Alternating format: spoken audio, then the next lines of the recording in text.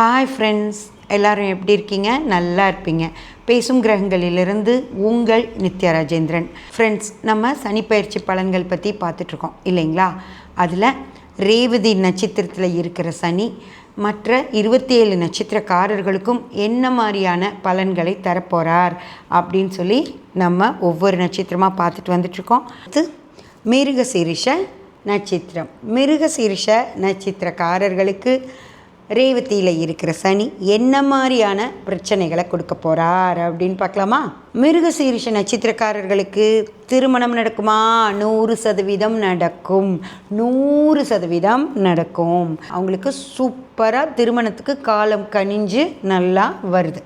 அதே போல் 5ஆம் பாவம், எல்லோரும் காதலித்து திருமணம் பண்ணிப்பாங்க. இந்த வருடம் இவங்களுக்கு காதல், அந்த 5ஆம் பாவம் வேலை நடக்கும்போது இவங்களுக்கு நிறைய காதல்கள் உருவாகும். சின்ன வயசு பசங்களாக இருக்காங்க. அதுவும் ராகுவுடைய, அதுவும் செவ்வாயுடைய மிருகசீரிஷக்காரர்களுக்கு பசங்க போய் ப்ரப்போஸ் பண்ணுவாங்க. நிறையா பெண்கள்கிட்ட, அவங்கக்கிட்ட கோச்சிட்ருக்க பெண்கள் கூட இந்த நேரத்தில் மிருகசீரிஷ நட்சத்திர பசங்களை ரொம்ப பிடிக்கும். அதனால் அவங்களும் லவ் பண்ண ஆரம்பிச்சிடுவாங்க. சின்ன பசங்களுக்கு நிறைய காதல் அப்படின்ற விஷயம் வரும். அதே போல் திருமணம் இல்லாத உறவுலெல்லாம் இருக்கிறவங்களும் தேவையே இல்லாமல் வீட்டில் மனைவி இருக்கும்போதே இவங்க அவசியம் இல்லாத போய் யாரோ ஒருத்தர் கூட, அவங்களுக்கு பிரச்சனையும் இருக்காது, மனைவியால் அவங்களுக்கு எந்த பிரச்சனையும் இருக்காது, நல்லபடியாக தான் வாழ்வாங்க, சந்தோஷமாக தான் 2 பேரும் வாழ்ந்துட்டுருப்பாங்க. இருந்தாலும் இந்த கொஞ்சம் கொழுப்புன்னுவாங்கள்ல, அந்த கொழுப்பு எடுத்து போய் தேவையில்லாமல் போய் பெண்கள் கூட பேசி பழகி, ஏன்னா 5ஆம் பாவம் அவங்கள சும்மா இருக்க விடாது. போய் பேசுறது பழகிறது அது ரொம்ப ஒர்க் அவுட் ஆகி மனைவிக்கு தெரியாமல் ஒரு குடும்பத்தையே அமைக்கக்கூடிய சூழ்நிலைகள் கூட இந்த நேரத்தில் உருவாயிடும். அதனால் ரொம்ப ரொம்ப ரொம்ப கவனம். அனாவசியமாக பெண்கள் கூட ஃப்ரெண்டாக மட்டும் இருங்க. ஃப்ரெண்ட்ஷிப் மீறி ஒரு சின்ன அட்வான்டேஜ் எடுத்திங்கன்னா கூட அது உங்களுக்கு பிரச்சனையாக தான் போய் முடியும். ஃப்ரெண்ட்ஸ், குழந்தை பாக்கியம் உண்டா அப்படின்னு கேட்டிங்கன்னா 100% குழந்தை பாக்கியம் உண்டு. 3ஆம் பாவம் வேலை செய்யும் போது கூட தாம்பத்திய ஆசை இருக்கும், அதனால் குழந்தை உண்டாயிடும். ஆனால் இதெல்லாம் அப்படி இல்லை. பயங்கர காதல், மனைவி மேலே காதல், காதலி மேலே காதல், இன்னும் பல பெண்கள் மேலே காதல், அப்படி இப்படி வந்து ரொம்ப ஆசையாக அந்த உருவாகிற குழந்தை மிக்க மிக்க சிறப்பாக, அப்பா அம்மா ரொம்ப சந்தோஷமாக காதலோடு தாம்பத்தியம் வச்சுக்கும்போது அவங்களுக்கு மிக்க சிறப்பான குழந்தைகள் பிறக்கும். குழந்தைங்களுக்கு படிப்பு எப்படி இருக்கும் அப்படின்னு கேட்டால் யாருமே படிக்க வேண்டாம். இந்த ஒரு வருட காலம் அந்த 10th +2 அவங்க மட்டும் படித்தா போதும். ஏன்னா அவங்களுக்கு வேறு வழி இல்லை, அதனால் படித்தே ஆகணும், அதனால் படிப்பாங்க. ஆனால் மற்றபடி இருக்கிற யாருமே சும்மா ஸ்கூலுக்கு போயிட்டு வாங்க, சும்மா காலேஜ் போயிட்டு வாங்க, அவ்வளோதான். மேலே அந்த பேங்க் எக்ஸாம் எழுதுகிறேன், அதுக்கு எழுதுகிறேன், இதுக்கு எழுதுகிறேன்னு சொல்கிறவங்க யாரும் இந்த வருஷம் எழுதாதீங்க. அதுக்கு பணம் கட்டினீங்கன்னா வீணாக தான் போகும். உங்களால் படிக்கவே முடியாது, படிக்க விட மாட்டார்.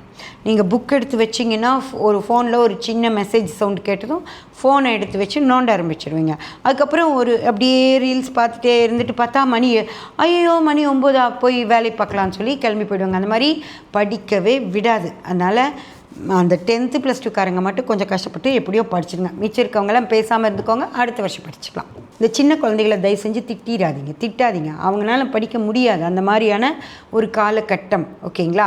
செவ்வாய் புதன் சனி காம்பினேஷன். செவ்வாய் விளையாட்டுத்தனமாக தான் இருக்கும், சனி முதலே சோம்பேறித்தனமாக இருப்பார்.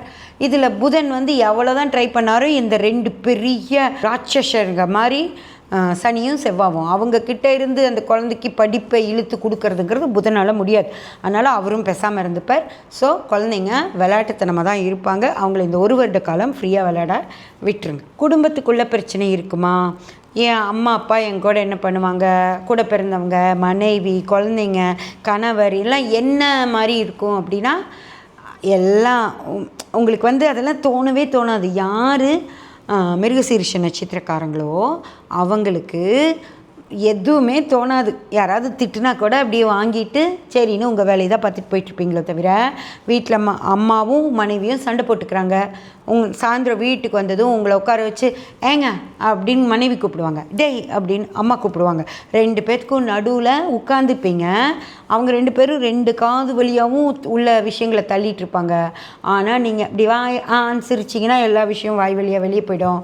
ஸோ உங்களுக்கு ஒரு டென்ஷனும் மண்டைக்கு போகாது, நீங்கள் ஜாலியாக ஜாலியாக தான் இருப்பீங்க. ஏன்னா அவ்வளவு சிறப்பான ஒரு இடத்துல மிருகசீரிஷத்துக்கு சனி வர்றது ரொம்ப ரொம்ப சிறப்பு ஃப்ரெண்ட்ஸ். சொத்து கிடைக்குமா? கிடைக்காது. வேலை கிடைக்குமா? கிடைக்காது. பதவி உயர்வு கிடைக்குமா? கிடைக்காது. வியாபாரம் நல்லா போகுமா? நடக்காது. தொழில் எப்படி செய்வேன்? செய்யவே மாட்டீங்க. புரியுதா? 5ஆம் பாவ அதிபதியாக வர்ற சனி யாருக்கும் எந்த ஒரு முனைப்புன்ற விஷயத்தையும் கொடுக்க மாட்டார். அதனால் யாருனாலையும் சரியாக வேலைகளை செய்யவே முடியாது. ஸோ இந்த பணம் அப்படின்ற விஷயம் அங்கே பாதிக்கப்பட தான் செய்யும். கடன் வாங்கலாமா? தயவு செஞ்சு வாங்கிடாதீங்க. கடன் இப்போ வாங்கினீங்கன்னா அதை கட்டி முடிக்கிறக்குள்ளே உங்களுக்கு போதும்னு ஆகிடும். இந்த நேரத்தில் கடன் வாங்கவே கூடாது. சரிங்களா? கடன் மட்டும் மிருகசீரிஷ நட்சத்திரக்காரர்கள் வாங்கிடாதீங்க. அப்புறம் அந்த கடனை வேறு நேரத்தில் வாங்கின கடன்களை கூட எப்படியாவது கட்டிடுவீங்க. ஆனால் இந்த நேரத்தில் வாங்குகிற கடனை உங்களால் கட்டவே முடியாது ஃப்ரெண்ட்ஸ்.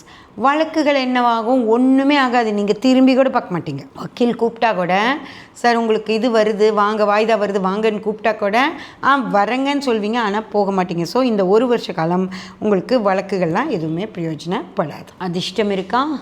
அதிர்ஷ்டமெல்லாம் பண அதிர்ஷ்டம்ன்றது கிடையாது ஃப்ரெண்ட்ஸ். பண அதிர்ஷ்டம் இல்லை. குழந்தை பாக்கியம் கிடைச்சிடுச்சுன்னா அது ரொம்ப ரொம்ப அதிர்ஷ்டம். தொழிலுக்கோ வியாபாரத்துக்கோ எல்லாம் எனக்கு அதிர்ஷ்டம் கிடைக்குமா? பதவி உயர்வு கிடைக்குமா? வேலைவாய்ப்பு கிடைக்குமா? அப்படின்னா இது எதுக்குமே அதிர்ஷ்டம் கிடையாது. ஆனால் சந்தோஷம் கிடைக்கும், நிம்மதி கிடைக்கும், திருமண வாழ்க்கை அமையும், குழந்தை பேர் அமையும், நோய் நொடி இருக்காது, எந்த நோயும் வரவே வராது. உங்களுக்கு ஆரோக்கியம் மிக சிறப்பாக இருக்கும். எப்படி மேடம் இதெல்லாம் வச்சுட்டு வாழ முடியுமா?